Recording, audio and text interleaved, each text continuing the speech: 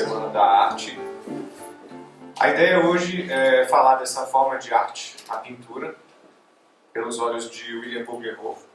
A pintura, como sendo uma das formas de arte que a gente está tratando aqui na Semana da Arte, ela pode nos trazer vários tipos de sentimentos. E como vocês estão percebendo, falando de tantas formas de arte, a gente pode acessar uma gama ainda maior desses sentimentos.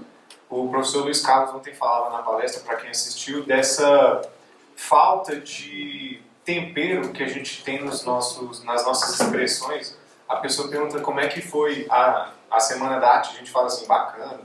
Como é que foi, sei lá, na missa? Bacana. Como é que foi aquele pôr do sol? Bacana. E parece que nossa expressão nas emoções fica só nesse bacana.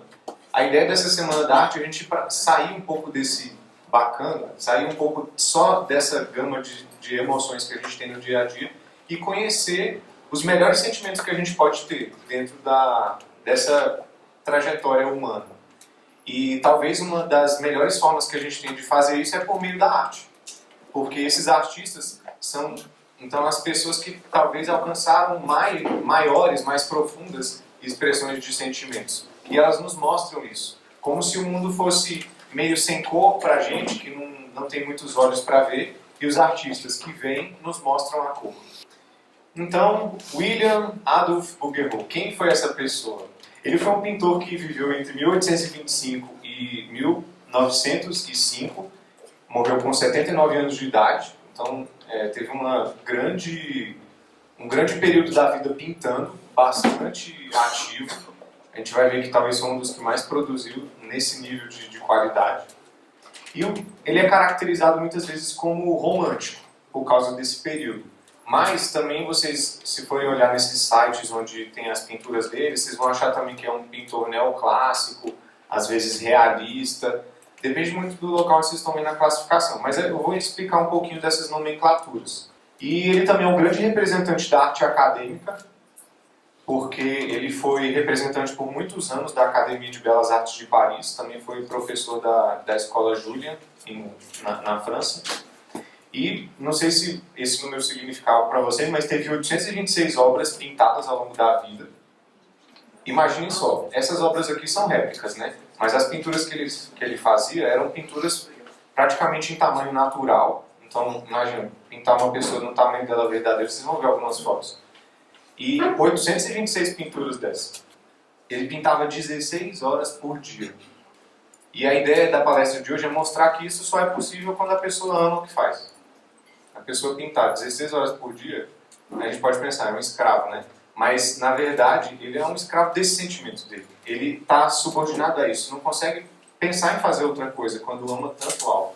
Então se dedica tanto, né? E a ideia é trazer um pouco isso. Existe essa frase que mostra um pouco sobre o amor que ele tinha pela pintura, né? Que diz assim: a cada dia entre meu ateliê, cheio de alegria, à noite, quando a escuridão me obriga a deixá-lo, mal posso esperar pelo dia seguinte. Se eu não pudesse devotar-me à minha amada pintura, eu seria um pobre coitado. Tinha uma grande devoção, né, por essa arte. E a gente vai ver como pode ser bonito isso quando a gente aplica esse amor ao que faz. Assim, realmente um grande exemplo de uma pessoa que amou o que fez. E aí, por isso, cria coisas muito belas. E a gente viu, né, como o tema dessa Semana da Arte é o amor, a alma da arte. A gente vai ver que o segredo de fazer coisas bonitas, coisas profundas, coisas que tocam a alma, é o amor. É a pessoa que ama muito, quando ela ama algo, ela transparece isso no que faz. Independente do que seja na pintura, ou seja ali servindo um café, é diferente quando você faz algo com amor, por amor, ou então fazer mecanicamente. E esse tipo de sentimento que a gente quer trazer desse universo da arte para o nosso cotidiano. A ideia não é só falar do Bouguereau para vocês saírem aqui com um pouco mais de conhecimento, mas de talvez conseguirem levar um pouco desse sentimento para as próprias vidas, tá bem? Essa aqui é a Academia de Belas Artes de Paris, vocês veem que é um lugar realmente muito bonito, né, onde ele foi diretor dessa academia, então ao longo da vida ele teve muito reconhecimento, teve sucesso. Não é um daqueles pintores que, enquanto viveu, foi pouco conhecido. Foi muito reconhecido, suas obras eram já bastante valorizadas na época. E ele teve grandes influências no seu período. As pessoas realmente o procuravam como uma grande referência. E é o interior da academia, só mostrando para vocês mais ou menos o ambiente, né, para a gente ir como se entrando nessa dimensão dele. Aqui também a Academia Julian, onde ele também ensinou. E aqui um pouco do seu legado. Talvez o grande foco dele tenha sido a pintura a óleo. E ele inovou muito nessa técnica. Diziam que a técnica dele era tão perfeita que, para você reconhecer se um quadro é do Bouguereau mesmo, é muito fácil, porque não tem réplicas boas. Isso talvez seja uma marca de um grande artista, de um grande pintor. Não se consegue reproduzir tão facilmente. Tão facilmente aqueles que conhecem sabem se é uma obra dele ou não. Ele aplicava várias camadas para dar uma sensação de profundidade diferente do que só uma camada de tinta, né? Isso é muito interessante, ele inovou bastante nessa técnica. E aí isso dava para a obra muita naturalidade, muito realismo. E uma coisa também interessante dessa parte histórica da vida dele é que ele foi responsável pela entrada de mulheres na Academia de Belas Artes, que antes só entravam homens. E então ele foi até um vanguardista nesse sentido. Aqui é uma aula tendo mulheres, né, como participantes, que era uma coisa que até então não existia ali naquele contexto, né? E aí a gente vai vendo, por essas e outras, como ele tratava a arte como um ofício sagrado mesmo. Uma possibilidade de mostrar para as pessoas algo divino. Então ele tratava isso como algo que tinha que ser compartilhado. Aí tem algumas fotos que mostram um pouco isso. Essa aqui é uma turma de mulheres da Academia de Belas Artes. Aqui é uma aula com pintura feita com um modelo ao vivo, lá na Academia Julian. Então isso aqui é algo comum nesse contexto de pintura. Eles colocavam um modelo vivo e os pintores ali com seus cavaletes modelando essa pessoa. Isso aqui é a segunda esposa dele, Elizabeth Jane Gardner, que foi uma pintora que foi uma das primeiras alunas da Academia de Belas Artes, né? Em vida, como que foi o reconhecimento dele? Ele foi uma pessoa que teve bastante sucesso, de fato. Várias condecorações, prêmios. Dizia-se que o compositor e pianista Chopin foi um dos seus grandes colecionadores, tinha vários quadros dele. Só que quando ele faleceu, teve aí foi bem na época onde estava surgindo o modernismo, e por causa disso, dessa quebra dos paradigmas, de uma desvalorização da arte realista, as obras dele caíram em desvalorização. E só voltaram depois, em 1979, mais de 100 anos depois, com algumas exposições onde esses valores voltaram à tona, né? Então, praticamente, não é encontrado menções sobre ele em livros de história da arte que a gente tem hoje em dia. Aí a comparação que eu faço aqui é, imagina como se a gente deixasse de ouvir Mozart por um século. Seria uma grande perda, né? E ele é como se fosse um Mozart da pintura, em termos de capacidade e de reconhecimento. Olha o tamanho dos pincéis que ele usava. E olha o tamanho do quadro. Então imagina, pintou 800 quadros desse ao longo da vida. Depois vocês fazem as contas em casa. Mas realmente é uma obra titânica dele. Isso aqui é um pouco dele no seu ateliê. Algumas obras aqui conhecidas, alguns estudos. A gente conhecendo a carinha dele. Uma frase que ele disse: a teoria não tem lugar na educação básica de um artista. É o olho e a mão que devem ser exercitados durante os anos impressionáveis da juventude. Sempre é possível adquirir mais tarde os conhecimentos acessórios envolvidos na produção de uma obra de arte. Mas nunca pode a vontade, perseverança e tenacidade de uma pessoa madura compensar a prática insuficiente. E pode haver tamanha angústia comparada àquela sentida pelo artista que vê a realização de seu sonho comprometida por uma execução fraca? O que ele está querendo dizer aqui? Imagina você ter uma ideia belíssima, profunda, e não conseguir trazer ao mundo. Ele via que muitas vezes a arte carecia dessa técnica como uma ferramenta de trazer uma ideia bela ao mundo. Então, vem uma inspiração. E todos nós podemos ter uma inspiração. Só que o que diferencia a gente do artista? O artista, ele treinou tanto a sua expressão que ele consegue trazer, explicar, mostrar pra gente aquilo que ele viu. Por exemplo, pede pra gente descrever um pôr do sol. Que palavras que a gente vai usar, né? Bacana, talvez. Bonito.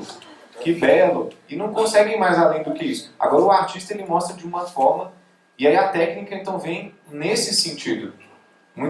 Hoje em dia a gente tem uma desvalorização da técnica como sendo algo de preciosismo, mas a técnica para Bouguereau é a capacitação da pessoa para conseguir expressar suas melhores ideias e sentimentos.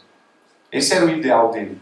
E para isso que existe e sempre existiu as escolas de arte, as escolas de belas artes, a tradição, de uma maneira geral. O que é a tradição? É uma forma de transmitir o conhecimento que foi adquirido ao longo de toda a humanidade de expressão de ideias e sentimentos. As escolas servem para isso. E uma escola de filosofia também. Então a arte acadêmica, na verdade, muitas vezes a gente vê críticas, mas ela é uma arte idealista, em última instância. Qual que é a ideia por trás? É transmitir esses valores atemporais e universais que sempre foram, que sempre vêm à tona.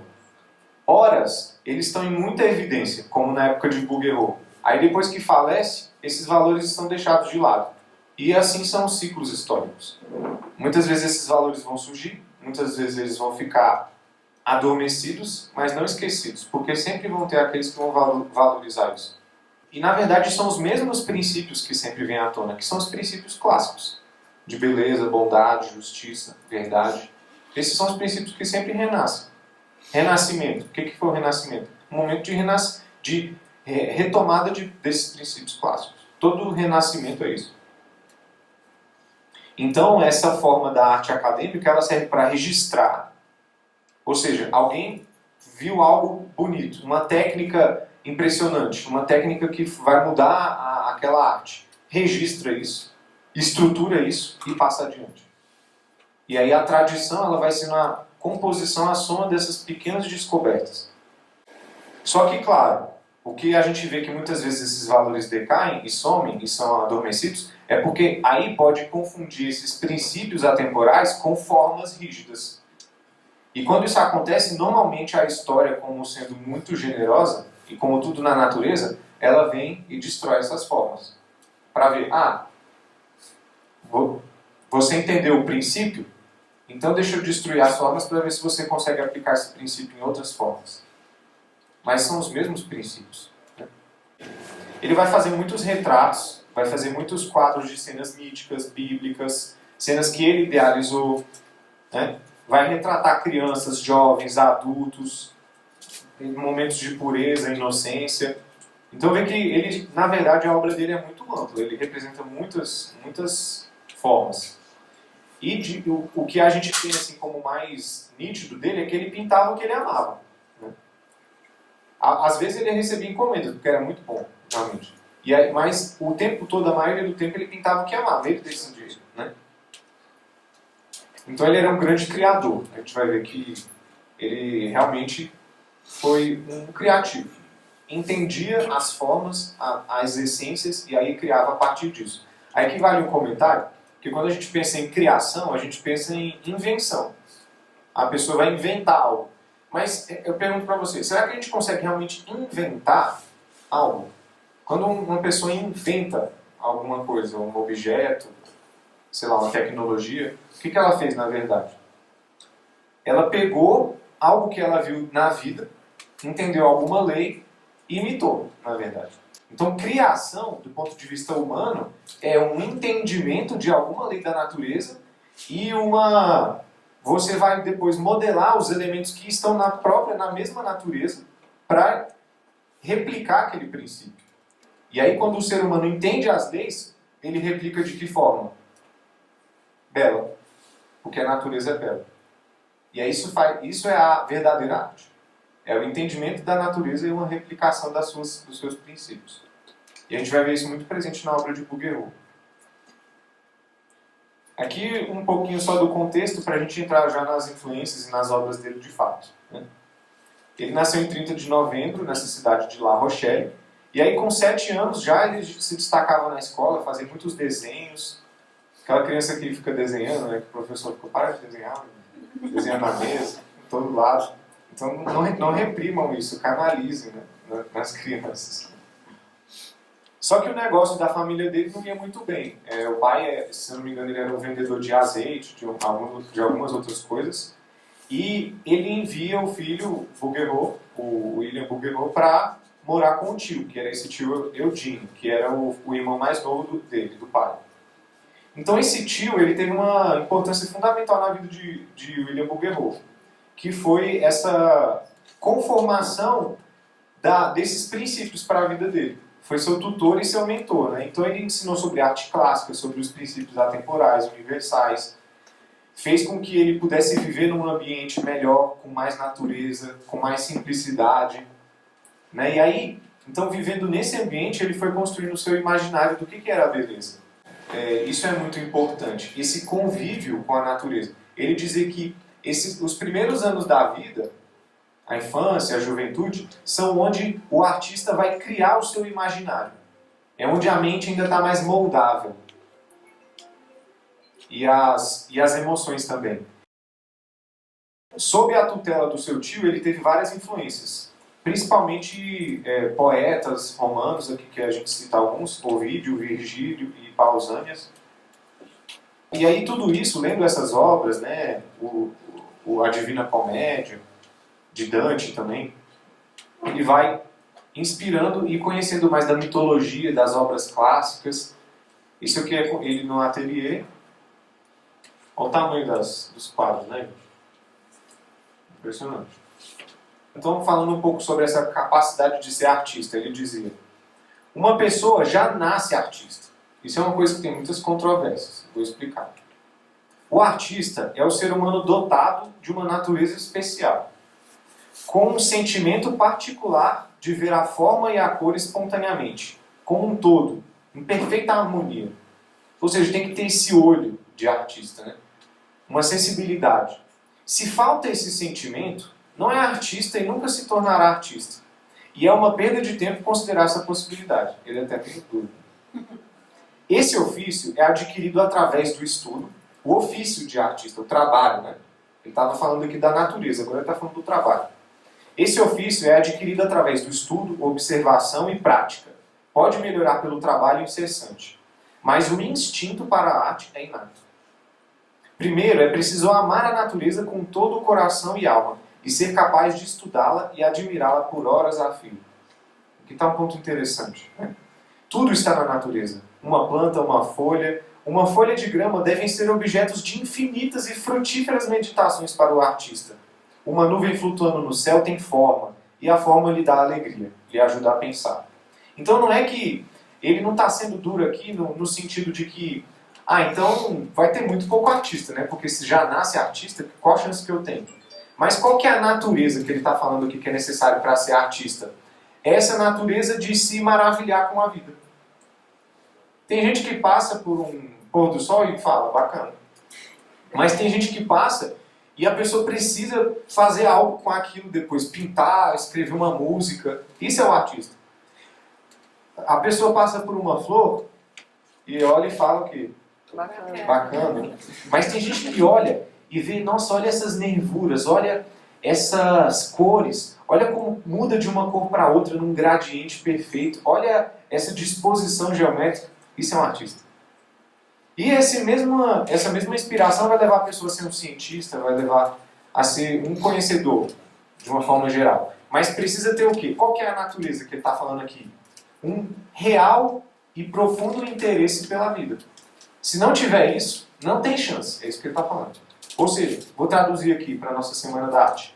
Se não amar, não tem chance de ser artista. Não tem como fazer arte verdadeira sem amor. Que é esse interesse real e profundo pelas coisas.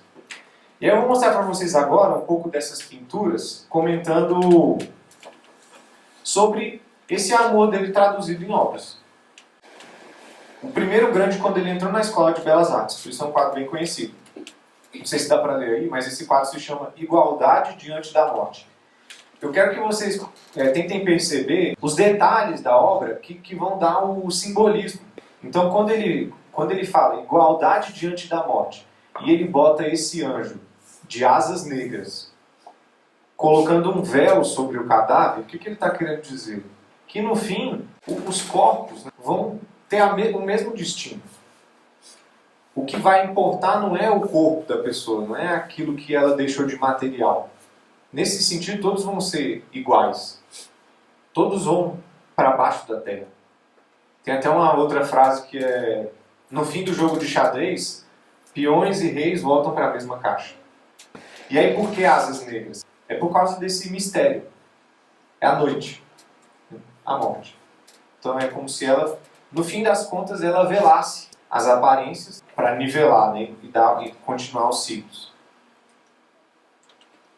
Essa obra aqui, ela se chama Zenóbia encontrada por pastores nas margens do Araxes. Com essa obra ele ganhou um concurso.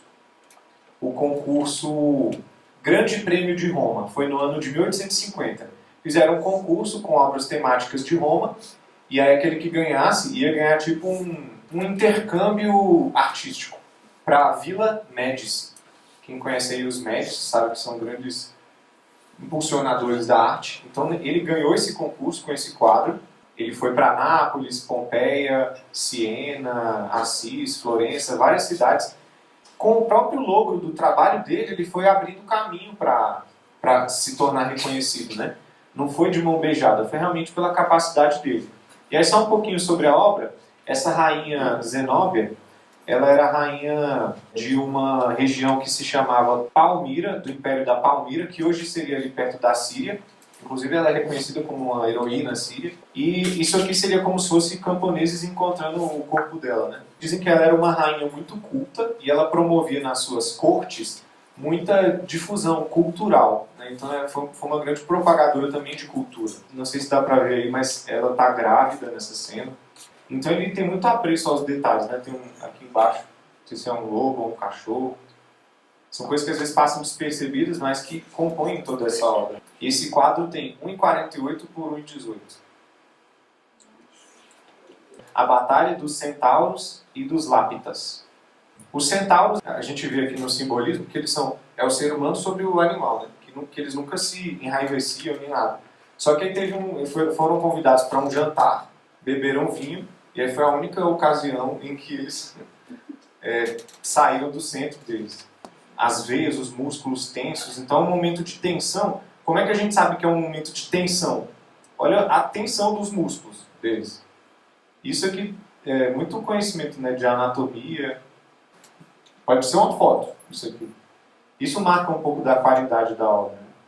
Normalmente o que está mais iluminado é o centro, o foco da cena, e aquilo que está, né, com mais sombras é um segundo plano, alguma coisa assim.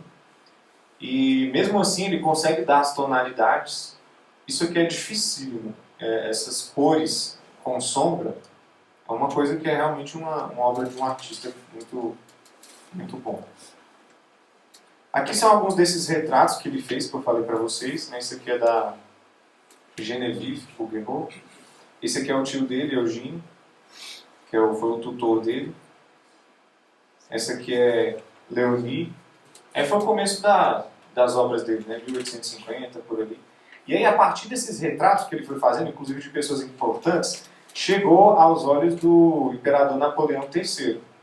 Aí, olha só, essa cena aqui é Napoleão III visitando as vítimas das inundações de Tarascon. Essa obra tem 2 metros por 3. Uma das coisas mais difíceis de se pintar são os seres humanos, né? E vocês vão ver a quantidade de modelos que tem nessas pinturas. Então, para ele dar esses detalhes, uma estátua aqui, os tijolos jogados, a escada, a parede aqui com o detalhe dos tijolos expostos, o cobertor quadriculado. Isso é coisa de um imaginário muito fértil.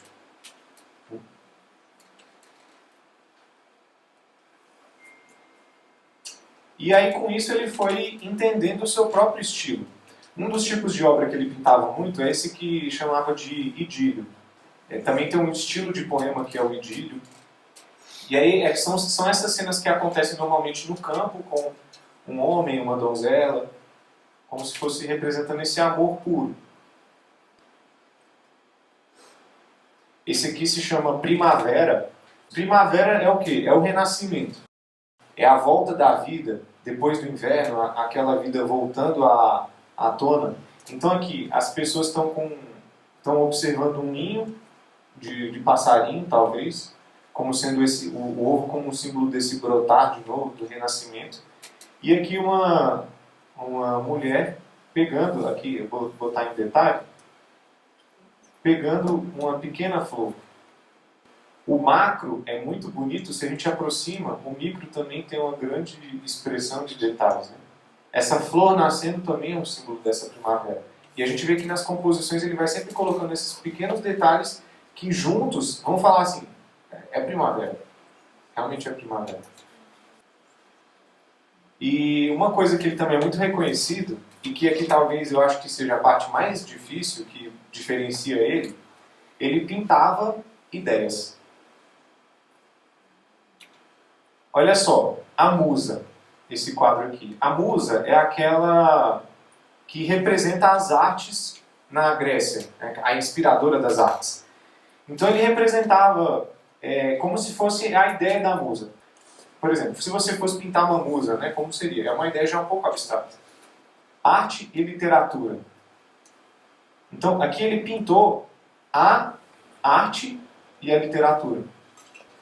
Como você representaria a palavra caridade? Ele pintava essas ideias. Para vocês entenderem o grau de sutileza onde ele viajava, onde ele transitava, né? Do ponto de vista das ideias. Caridade para ele, então, talvez seria essa fartura em que você consegue abarcar a sua generosidade para todos.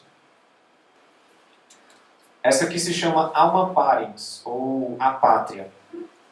Então, a pátria, como sendo essa figura central aqui, né, com os seios de fora, normalmente eles vão representar essa fartura, essa generosidade, essa capacidade de nutrir, de dar vida. Então, vocês veem que tem todo tipo de gente aqui, representado por essas crianças, que necessitam dessa nutrição da pátria. Várias pessoas diferentes, mas que bebem de uma mesma alma nutriz. A inocência. Como você representaria a inocência? Para Bouguereau, a inocência era essa pessoa que olha para um animal ou para um bebê e cuida do mesmo jeito. Cuida de toda a natureza. Uma espécie, né, de pureza. Uma espécie de olhar para a vida sem máculas e cuidar da vida. É assim que ele representou a inocência. Então, é realmente um grau muito, muito sensível, né, de ver a vida. A modéstia. Aqui entram os elementos simbólicos. Ela está com um véu, percebe? Então a modéstia, talvez para ele, representava essa característica que as pessoas podem ter de não querer ficar aparecendo demais. Fazer algo, e tudo bem se não aparecer. Por isso esse véu. E aí, então, dá para vocês, ao olharem então para as obras dele, de outros grandes pintores, e vendo esses elementos, e se pensarem, por que ela está com véu? Por que o véu é de tal cor? Por que está segurando uma fruta? Por que está segurando tal animal? Por que está em tal posição? Por que está olhando para tal lado? Tudo isso era intencional para esses grandes pintores. A pose, ela olhando para baixo, tudo isso vai representar muito da ideia. Essas aqui para mim são excepcionais. A aurora, ou seja, o nascimento do dia.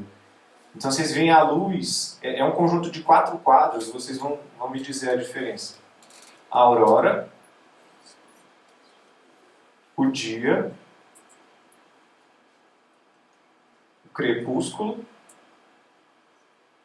e a noite. Olhem os véus. A cor branco, meio vermelho, meio rosa, escuro e preto. Então é como se fosse a própria luz do sol. É o sol no seu aspecto. E elas estão nuas porque são puras, né? Os elementos também, olha, uma coruja e os morcegos de noite. Aí no crepúsculo nascendo a lua. O dia, os pássaros, a vida acontecendo. E a aurora despertando as flores. Isso é a riqueza de detalhes, né? E uma outra coisa também que eu observo é que na aurora e no dia, elas estão voltadas para a esquerda aqui. E depois, o crepúsculo e a noite estão voltadas para a direita. Então é como se fosse esse próprio movimento do Sol. Esse também, o regresso da primavera. Tem esse momento especial na natureza, que é o equinócio de primavera, que é como se fosse a vida nascendo de novo depois do inverno tenebroso. E aí, então observem aqui, como se esses anjinhos estivessem dormindo aqui, os anjos podem representar pequenas leis da natureza, a vida da natureza, e aí eles vão acordando e logo aqui em cima eles estão querendo fazer com que ela revele o que ela tem dentro.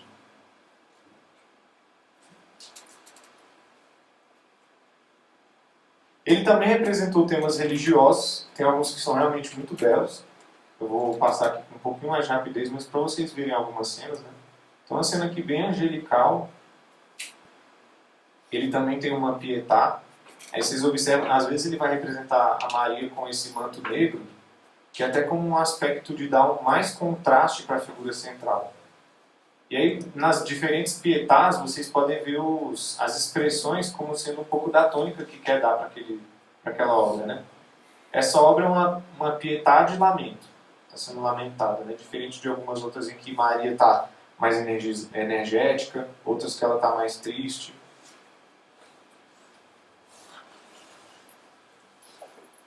A Virgem dos Lírios, olha aqui os lírios, né? O Cristo numa posição quase que de uma cruz aqui. Vários elementos simbólicos. Ela olhando para baixo. Essa também é muito interessante. É as Santas Mulheres no Túmulo. E elas estão... Qual é a cena que elas estão presenciando? Que parece que a gente está lá nessa cena junto com elas, né?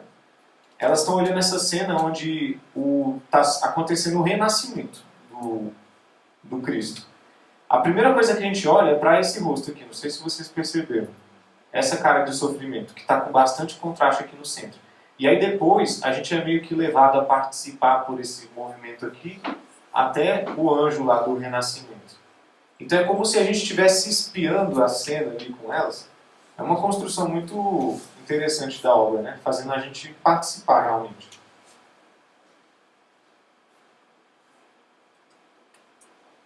Esse aqui também é bem interessante nessa temática religiosa. É o primeiro luto. Qual que é o primeiro luto? Quem foi o primeiro ser humano que morreu, segundo a tradição Adel? E aí por isso que ele fala que esses grandes artistas é até difícil você classificar, porque eles vão por princípios, não por formas específicas de algum movimento, entende? Ele tem essa temática realista que ele vai representar cenas, né? Uma família indigente, uma garota que vende camarões, uma jovem pastora, a pessoa que vê beleza em tudo, então representa tudo. A pastora, ele tinha muitas dessas cenas pastoris, porque ele valorizava muito essa vida natural. O cordeiro recém-nascido. Essas aqui tem um trabalho de luz impressionante, né? Parece realmente que está sendo tocado pela luz. É essa temática que a gente chama de romântica muitas vezes, né? Esses ambientes meio idílicos, meio distantes, pastoris, uma vida simples, né? As catadoras de nozes. Olha, parece que dá até pra gente ver uma conversa acontecendo aqui entre as duas. Essa aqui meio triste, contando alguma coisa, e essa aqui atenta, prestes a dar um conselho. Olhem só a diferença de luzes. Então isso aqui é como se essa luz muito clara em cima, ela é a representação de como se tivesse só um feixe de luz passando aqui, como se estivesse nascendo o dia. Nesse momento onde tem luz só em um lugar, e para ele perceber isso, ó, só algumas folhas sendo iluminadas, né? Aqui só uma parte da grama. Então É como se estivesse nascendo ali a luz, né? Ele vai mostrando na obra dele o que ele vê da vida, a beleza. Porque ama, né? E quer entender essas leis. Tricotadeira Bretan, tem várias dessas de pessoas fazendo atividades comuns. Uma vocação. Essa aqui é muito interessante, ela é comentada como sendo um dos melhores retratos que já se fez de uma pessoa, por um artista. Ela tem uma grande riqueza assim, de detalhe. Olha essa orelha, gente. O sorriso entreaberto aqui na boca. Os olhos, olha a luz, gente. Os cachos. Parece uma foto, né? E o que é, quando fala assim, parece uma foto, o que isso quer dizer? Quer dizer que ele conseguiu captar como é a representação da natureza.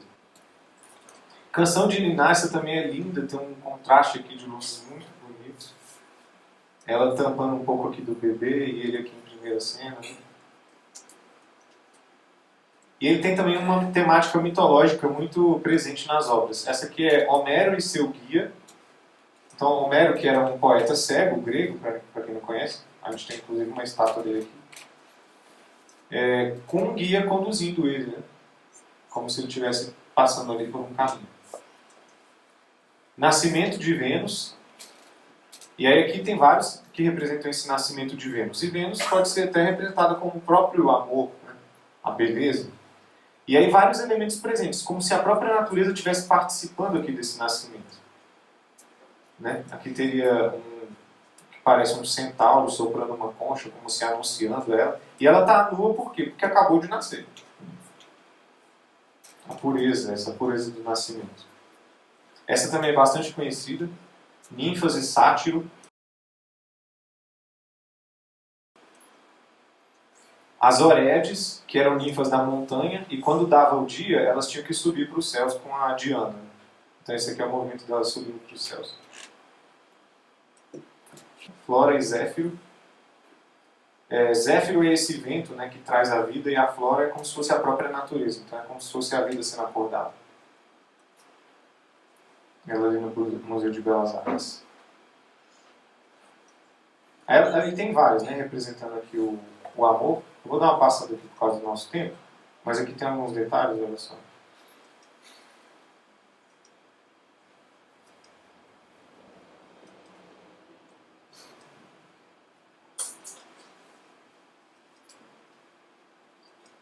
Várias mesmo, com Cupido.